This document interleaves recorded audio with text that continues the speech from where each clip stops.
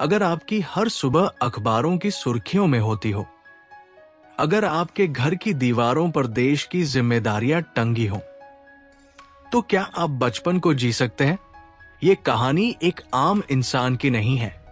ये कहानी है विरासत, बलिदान और संघर्ष की। ये कहानी है राहुल गांधी की।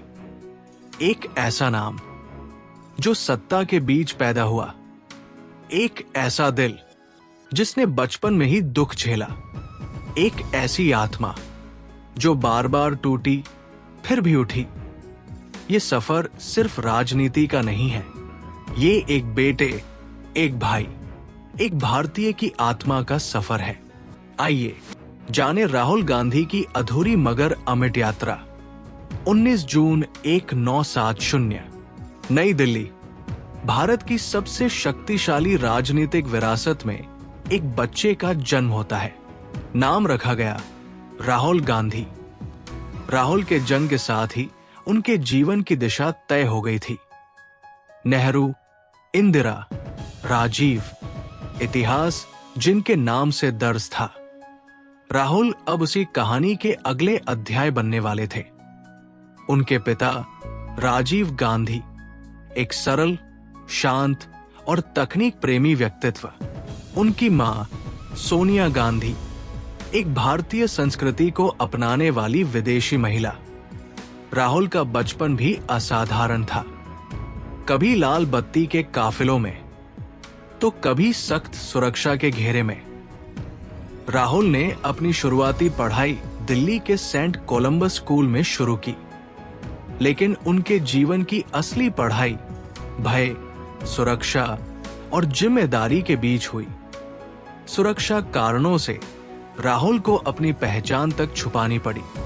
वे फर्जी नामों से स्कूलों और कॉलेजों में पढ़े, क्योंकि उन पर खतरा हमेशा मंडराता रहा। उनकी दादी इंदिरा गांधी सिर्फ देश की प्रधानमंत्री नहीं थी, वे राहुल के लिए एक दादी भी थी, जो कहानियां सुनाती थी, जिनकी गोद में राहुल सुकून पाते थे। लेकिन नियति को कुछ और ही मंजूर था। 31 अक्टूबर 1984 का दिन, जिसने राहुल के बचपन को हमेशा के लिए बदल दिया। इंदिरा गांधी की हत्या कर दी गई, अपने ही अंगरक्षकों के हाथों। राहुल उस समय महज 14 साल के थे। दादी की मौत ने राहुल को भीतर तक हिला दिया। एक बच्चा जो कल तक कहानियां सुनता था, अब अचानक सच्चाई के सबसे कड़वे पाठ सीखने लगा था। राजीव गांधी ने देश की बागडोर संभाली, लेकिन राहुल के जीवन में वो खोखलापन हमेशा बना रहा।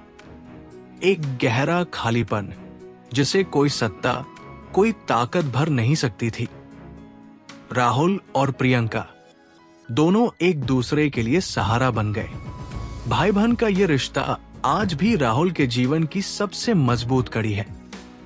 राहुल का बचपन खत्म हो चुका था, अब एक नई यात्रा शुरू होनी थी। एक यात्रा जिसमें उन्हें न केवल देश से, बल्कि अपने भीतर के डर से भी लड़ना था। समय आगे बढ़ता रहा, पर राहुल गांधी के जीवन में घाव गहरे होते गए। एक बचपन जिसने अपनों को खोने का दुख देखा था, अब एक और त्रासदी उसका इंतजार कर रही थी। राजीव गांधी, भारत के सबसे युवा प्रधानमंत्री, जिसने देश को 21वीं सदी में ले जाने का सपना देखा था, अब विपक्षी राजनीति का निशाना बन चुके थे। 21 मई 1991, तमिलनाडु के श्रीपेरम्बदूर में एक रैली, एक आत्मघाती हमला, और एक बार फिर राहुल की दुनिया उजड़ गई। एक बेटा जिसने अपने दादा को खोया, एक बेटा जिसने अपनी दादी को खोया, अब अपने पिता को भी खो बैठा था। राहुल मात्र 21 साल के थे। एक ऐसा मोड़ जहां अधिकतर युवा सपने देखते हैं। राहुल अपने परिवार के अंतिम संस्कार में शामिल हो रहे थे। सोनिया गांधी ने अपने बच्चों को बचाने के लिए राजनीति से दूरी बना ली। राहुल भी देश की सत्ता से दूर रहने का निर्णय कर चुका था।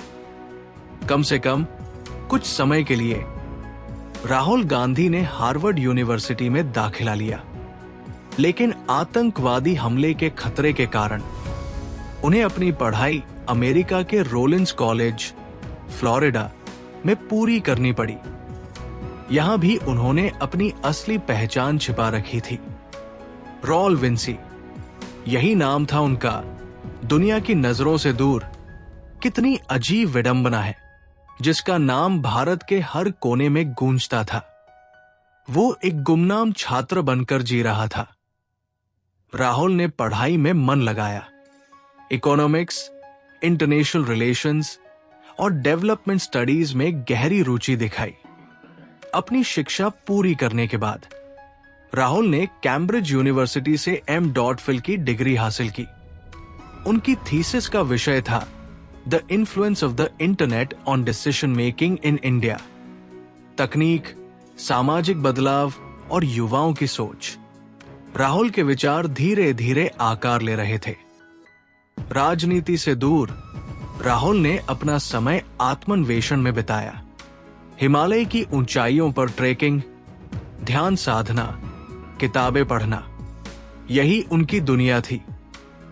उन्होंने महसूस किया था कि बाहरी दुनिया से अधिक सबसे बड़ी लड़ाई अपने भीतर लड़ी जाती है। राहुल का निजी जीवन आज भी एक रहस्य की तरह है। वो साधारणता में संतोष ढूंढते रहे, मीडिया की चकाचौंध से दूर शांति के रास्ते पर चलते रहे। लेकिन नियति ने उन्हें ज्यादा देर तक छुपने नहीं दिया। भारत को एक नई राजनीति की तलाश थी और राहुल गांधी उस तलाश का उत्तर बनने वाले थे।